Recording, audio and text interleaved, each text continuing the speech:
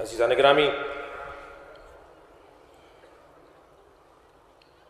والذین آووا ونصروا، جنہوں نے نبی کو پناہ دی، جنہوں نے نبی کی مدد کی، اولئک هم المؤمنون حقا، وہی واقعی مومن ہے۔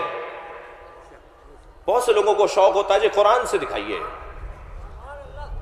قرآن کی آیت لائیے، تو حضرت ابو طالب پہ تبصرہ کرنے والوں کو قرآن کی یہ آیت سنا دیجیے۔ جنہوں نے نبی کو پناہ دی، جنہوں نے نبی کی مدد کی، وہی واقعی مومن ہے۔ لہم مغفرۃ، انہی کے لیے مغفرت ہے۔ صحیح بخاری کے اندر لکھ دیا کہ معاذ اللہ حضرت ابو طالب جہنم کے فلاں طبقے کے اندر ہے، جی حدیث صحیحہ فلاں کیفیت میں حضرت ابو طالب۔ کہنے لگے کیا کریں کہ دلائل تو ان کی عظمت پر بہت ہیں، مگر اس حدیث کو کہاں لے جائیں؟ تو ہم نے جواب یہ دیا کہ حدیث اگر قرآن سے ٹکرائے تو اسے دیوار پہ مار دو، وہ حدیث ہی نہیں ہے جو قرآن سے ٹکرا رہی۔ قرآن کہہ رہا ہے جنہوں نے نبی کو پناہ دی، جنہوں نے نبی کی مدد کی، اولئک هم المؤمنون حقا، وہی واقعی مومن ہے۔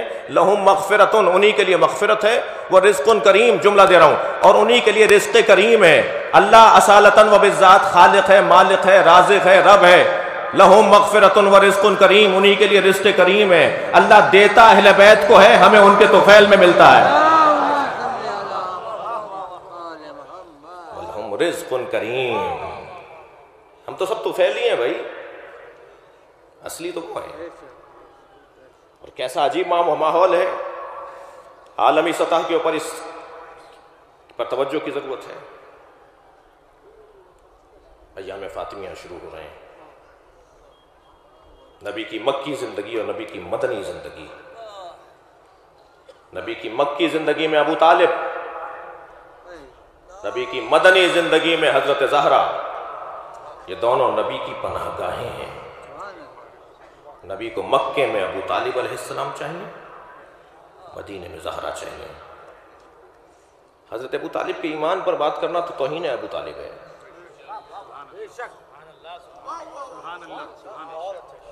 ایمان ابو طالب کو ثابت کرنے کے لیے کوشش کرنا یہ توہین ابو طالب ہے۔ مقام ابو طالب پر بات ہونی چاہیے۔ عزیزان گرامی، 10 سے زیادہ کتابیں اپنے پاس رکھتا ہوں حضرت ابو طالب کی عظمت کے اوپر۔ اگر وہ ہوتا ہے نا اکثر نجی ٹی وی چینلز کے اوپر بھی رسانوں میں بیٹھے ہوتے ہیں تو خلاصہ کیجئے جی، ایک جملے میں بات کیجئے، یہ اتفاق ہوتا ہے۔ تو اگر آپ فرمائیں کہ جی ایک جملے میں حضرت ابو طالب کے بارے میں کچھ کہیے، تو میں ایک جملے میں حضرت ابو طالب کے بارے میں یہ عرض کروں گا کہ اگر ابو طالب علیہ السلام کو ڈھونڈنا ہے نا تو صف انبیاء میں ملتے ہیں۔ اور کر رہے ہیں حضرات، تھوڑا سا سنجیدہ ہو گئے ہیں بعض لوگ۔ نبی کے بعد نبی کی بات نہیں ہو رہی، نبی سے پہلے بھی تو انبیاء کا سلسلہ ہے۔ اور یہ میں نہیں کہہ رہا، میرے مولا علی فرما رہا ہے یحشر ابو طالب یوم القیامہ سیما الانبیاء وذی الملوک۔ جب میرے بابا ابو طالب کو محشر میں لایا جائے گا تو بادشاہوں کی طرح ورود ہوگا، نبیوں کی صف میں کھڑا کیا جائے گا۔ حضرت ابو طالب، اچھا وہ حدیث اعظہ پر ایک جملہ سن لیجئے، حضرت ابو طالب کے وہ معاذ اللہ فلاں اس میں، اچھا اسی صحیح بخاری کے اندر دوسری جگہ لکھتے ہیں کہ حضرت نبی مکرم نے ارشاد فرمایا کہ انا وکافل الیتیم کہاتین فی الجنہ، میں اور یتیم پالنے والا جنت میں ان 2 انگلیوں کی طرح ساتھ ساتھ رہیں گے۔ بڑی عنایت، آپ کی توجہ بڑھ گئی ہے۔ دو انگلیوں کی طرح میں اور یتیم پالنے والا جنت میں ان 2 انگلیوں کی طرح رہیں گے۔ اس کا صفحہ پلٹیں تو لکھا ہے حضرت ابو طالب معاذ اللہ فلاں جگہ پر ہیں۔ تو امت کا یتیم پالنے والا تو نبی کے ساتھ رہے، اور جس نے خود محمد مصطفیٰ کو پالا ہو۔ عظمت حضرت ابو طالب کا بیان بہت ہی وسیع ہے، ان کا وصیت نامہ دیکھنے کا ہے۔ وصیت نامے میں جو حضرت ابو طالب نے اپنی زندگی کا خلاصہ کیا ہے، اہل دقت اس کے اوپر غور کریں گے، کر رہے ہیں۔ مدنی زندگی جناب زہرا کے نام ہے، اور دونوں نے ایک سا کردار ادا کیا ہے۔ مکے میں حضرت ابو طالب، مدینے میں سرکار جناب زہرا۔ اور حضرت ابو طالب اور حضرت زہرا کی روش کو اگر ہم دیکھیں تو میں ایک زبان کا لفظ بولوں کہ حضرت زہرا حضرت ابو طالب کی بہو ہیں یا ہو بہو ابو طالب ہیں؟ مکمل وہی کردار جو حضرت ابو طالب کا مکے میں ہے وہ مدینے میں جناب زہرا کا ہے۔ والدین کے آگے چلنا عمر کو کم کر دیتا ہے، ایک باپ کی مجلس بھی ہے۔ ماں باپ کھڑے ہوں اور اولاد بیٹھی ہو، زندگی کم ہو جائے گی، رزق کم ہو جائے گا. ایسا ہی ہے. سوال یہ ہے کہ جب یہ احادیث ہمیں اتنے عظیم پیغامات اولاد کے حوالے سے اور والدین کی عظمت کے حوالے سے، مولا علی کی خدمت میں ایک باپ اپنے بیٹے کے ساتھ آیا، کھانے کا وقت ہوا، مولا نے فرمایا قمبر پانی لے کر آؤ، اور باپ کا ہاتھ مولا علی نے دھلایا اور قمبر سے کہا کہ قمبر تم بیٹے کا ہاتھ دھلاؤ. اور پھر بیٹے سے کہا مولا نے کہ اگر اکیلے آئے ہوتے تو تمہارا ہاتھ دھلاتا، تم کیونکہ باپ کے ساتھ آئے ہو، تم دونوں کا ایک سا احترام نہیں ہوگا. ماں باپ کا احترام. سوال یہ ہے کہ محشر میں بی بی زہرا نبی سے آگے کیسے چلیں گی؟ حدیث کہہ رہی ہے. حضرت علامہ مجلسی روایت کرتے ہیں، نبی فرماتے ہیں ابعث علی البراق، میں براق پر بٹھا کر لایا جاؤں گا، ویبعث علی علی ناقتی، اور علی میرے ناقے پر بٹھا کے لائے جائیں گے، ویبعث الحسن والحسین علی ناقتین، ویبعث الانبیاء علی الدواب. یہ ساری سواریاں بتا دی جب سرکار نے، تو فرمایا تبعث فاطمہ امامی علی العذبہ، فاطمہ کی سواری میری سواری کے آگے چلے گی جس سواری کا نام عذبہ ہے. یا رسول اللہ یہ آپ کی بیٹی ہیں، ہمیں حکم یہ ہے کہ باپ کے آگے نہ چلو. تو نبی نے مسئلہ حل کر دیا، فاطمہ تو ام ابیہا، فاطمہ اپنے باپ کی ماں ہے، ماں آگے چلتی ہے، درجہ فاطمہ کو ماں کا ہے. عزیزان گرامی، مجھے احساس ہے کہ آپ بہت دیر سے عبادت میں مصروف ہیں، لیکن چند جملے جناب سیدہ کی خدمت میں رہنا چاہوں گا. دو مقولے بڑے مشہور ہیں. ایک تو یہ کہ جو رشتے آسمانوں پہ بنتے ہیں، ارے بھائی اگر رشتے آسمانوں پہ بنتے ہیں تو زمین پہ ٹوٹ کیوں جاتے ہیں؟ اللہ کا بنایا ہوا تو ٹوٹتا نہیں ہے. اللہ کے بنانے میں اور ہمارے بنانے میں تو بڑا فرق ہے. یہ آسمانوں کے بنائے ہوئے زمین پہ ٹوٹتے کیوں ہیں؟ کہیں سنا ہے ہم نے کہ آسمانوں سے رشتوں کا کوئی تعلق ہے، تو ہم نے اسے ہر جگہ لگا دیا. رشتے آسمانوں پر نہیں بنتے، رشتہ آسمان پر بنا ہے، اور وہ مولا علی اور جناب زہرا کا رشتہ ہے. ان کے علاوہ کوئی رشتہ. دو جگہ نکاح پڑھایا گیا جناب زہرا کا مولا علی سے. اللہ نے آسمان پر پڑھایا، عرش الہی پر. چھٹے امام سے پوچھا گیا علی کو علی کیوں کہتے ہیں؟ فرماتے ہیں اس لیے کہ علی کو فاطمہ کے ساتھ عرش پہ رکھا گیا تھا نکاح کے موقع پر. 70,000 فرشتوں کو گواہ بنایا. فرمایا فاطمہ بتاؤ تمہارا مہر کیا رکھوں؟ بی بی نے فرمایا بابا کی امت کی بخشش، بابا کی امت کی بخشش میرا مہر.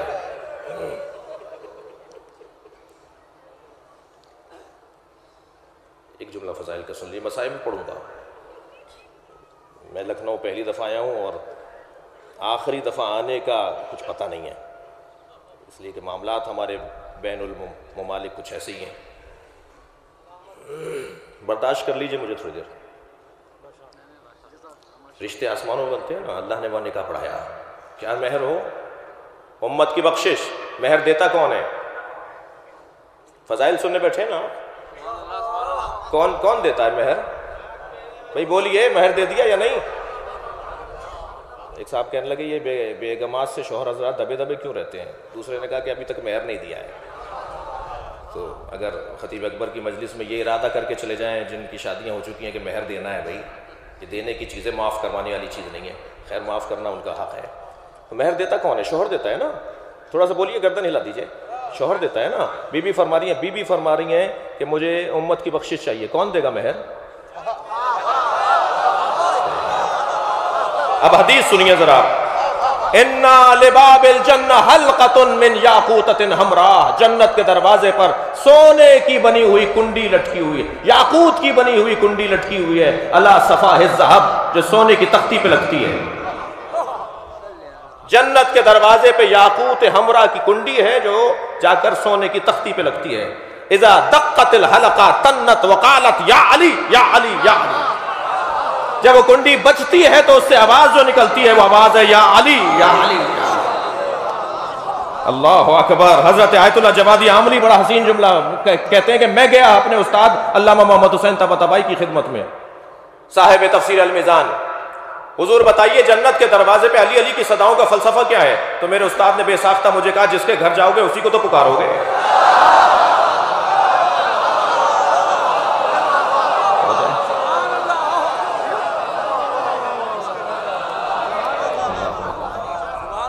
ایک اور ہم نے محاورہ سنا ہوا ہے، اور وہ محاورہ یہ ہے کہ مولانا ہماری بچی کا رشتہ آیا ہے، بتائیے ہم فلاں جگہ کر دیں، تو جواب آتا ہے کہ کفو ہونا چاہیے۔ وہ آپ کی بچی کا کفو نہیں ہے، دنیا میں واقعی کف تو ہے ہی نہیں کوئی۔ اگر بیوی شوہر کے لیے کف ہوتی ہے تو شوہر حاکم کیوں ہے بیوی پر؟ الرجال قوامون علی النساء، مرد اپنی عورتوں پر حاکم ہے۔ یہ ہر مرد ہر عورت پر حاکم نہیں ہے، یہ روڈ چلتی ہوئی عورت پہ روڈ چلتا ہوا مرد حاکم نہیں ہے۔ کبھی اس نے اگر اپنی حکومت کا اظہار کیا تو ایسا جواب آئے گا زندگی بھر یاد رکھے گا۔ یہ روڈ چلتے ہوئی عورت پہ روڈ چلتا ہوا مرد حاکم نہیں ہے، یہ شوہر ہے جو بیوی پہ حاکم ہے۔ جب حاکم ہے تو برابر نہیں ہے، وہ محکوم ہے، یہ حاکم ہے۔ کف حقیقی ہے ہی نہیں سوائے ایک جوڑے کے۔ اس پوری کائنات میں ایک ہی جوڑا ہے جو واقعی برابر ہے، ہر اعتبار سے زہرا علی جیسی ہیں۔ اللہ اکبر۔ بعض معاملات میں تو کچھ کیفیات کچھ اور ہیں، ہر معاملے میں ایک ایک عنوان فضائل میں اگر دیکھیں گے تو جناب زہرا اور مولا علی ہم پلہ ہیں، کف ہیں، برابر ہیں۔ طہارت کا علم یہ ہے جس کے ہاں بچوں کی ولادت ہو جائے، جو شوہر کے ساتھ رہتی ہو اس کی نماز نہ چھوٹتی ہو۔ دنیا نہیں سمجھتی اس بات کو، میڈیکل نہیں مانتی اس بات کو، لیکن یہاں جیسے امام حسن کی ولادت ہوئی فوراً 2 رکعت نماز پڑھی ہے بیوی نے۔ نہیں سمجھ میں آ رہا میڈیکل کو کہ ایسا ہو نہیں سکتا، طب کو سمجھ میں نہیں آ رہا، عقل نہیں مان رہی، شریعت کے احکامات کچھ اور کہتے ہیں، تو مجھے ایک جملہ کہنے دیجئے جو سمجھ میں آ جائے وہ فاطمہ کب ہوتی ہے؟ فطمت ان معرفتہا، جن کی معرفت سے لوگوں کو دور کر دیا گیا ہے، ہم نہیں پہچان سکتے سیدہ۔ بس عزیزو، خطیب اکبر خدمت کر گئے، آج اتنا بڑا مجمع سال گزرنے کے بعد بھی ان کی قدردانی کے لیے جمع ہے نا، ان کے اصالِ ثواب کے اس مجلس ترحیم میں سیاستدان بھی تشریف فرما ہیں، غیر مسلم یعنی ہمارے ہندوستان کے سیاستدان بھی یہاں موجود رہے، اور مسلمان بھی سب موجود ہیں، سنی بھی موجود ہیں، شیعہ بھی موجود ہیں۔ کیوں؟ اگر اللہ نے ہمارے ہاتھ میں رزق اور روٹی دے دی ہوتی ہے نا تو ہم تو لوگوں کو بھوکا مار دیتے، گھٹن کی وجہ سے، تنگ نظری کی وجہ سے۔ آدمی بڑا وہی ہوتا ہے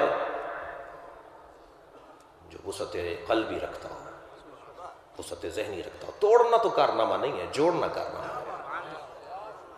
خطیب اکبر کی زندگی کا ایک عظیم پیغام یہ ہے کہ کیا کریں کہ ہم الحمدللہ، مرتضیٰ جانتے ہیں، میرے عزیز ہیں، یہ جانتے ہیں کہ پاکستان میں الحمدللہ ذاکرین اور علماء کے درمیان اگر کوئی تناؤ کھچاؤ کہیں ہوتا ہے تو الحمدللہ ہم ان میں سے ایک ہیں جو اسے کم کرنے کی کوشش کرتے ہیں۔